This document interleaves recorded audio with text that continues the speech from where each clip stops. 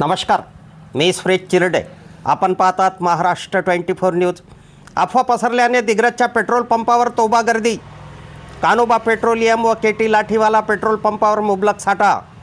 काल दिनांक 25 मार्च रोजी दिग्रज शहरात पेट्रोल पंप बंद होणार व लॉकडाऊन लागणार या अफवेने दिग्रज परिसरातील वाहनधारक पेट्रोल पंपाकडे धाव घेतल्याने दिग्रजच्या सर्व पेट्रोल पंपावर तोबा गर्दी झाली.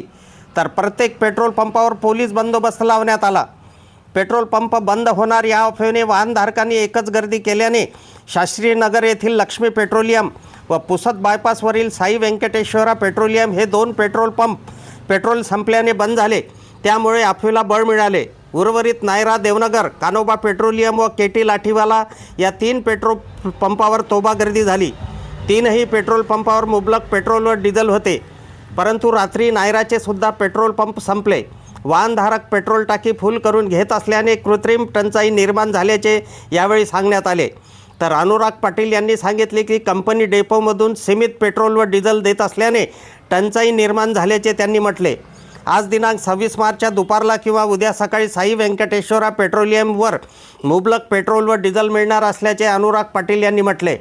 तर केटी लाठीवाला पेट्रोल पंप येथे आज 25,000 लिटर पेट्रोल डिझेल येणार आहे. तर कानोबा पेट्रोलियमचे व्यवस्थापक शैलेश जाधव यांनी रात्रीला टँकर आल्याचे सांगितले. तर प्रशासनाने नागरिकांनी अफवावर विश्वास ठेवू नये असे म्हटले आहे.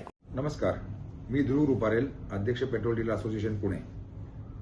25/3/2026 ही प्रेस बाईट आहे.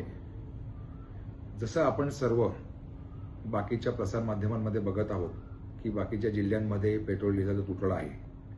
पुणे व पुणे जिल्ह्यात अशी कुठलीही परिस्थिती अजूनपर्यंत तर निर्माण झालेली नाही आहे.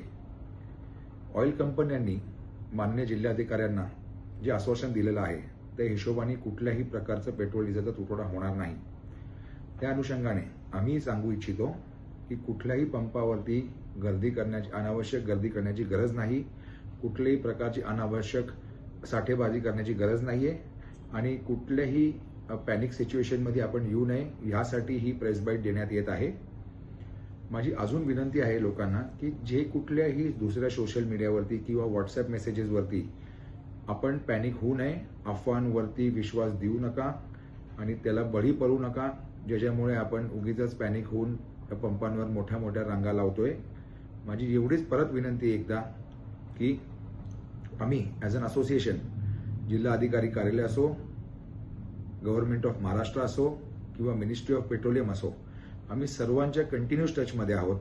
कुठलीही जर परिस्थिती बदलत असेल आपल्याला कळवण्यात येईल. धन्यवाद. आमच्या पुढील बातम्याच्या अपडेट पाहण्याकरिता आत्ताच आमच्या चॅनलला सबस्क्राईब करा व बेल आयकॉनवरती क्लिक करा. धन्यवाद.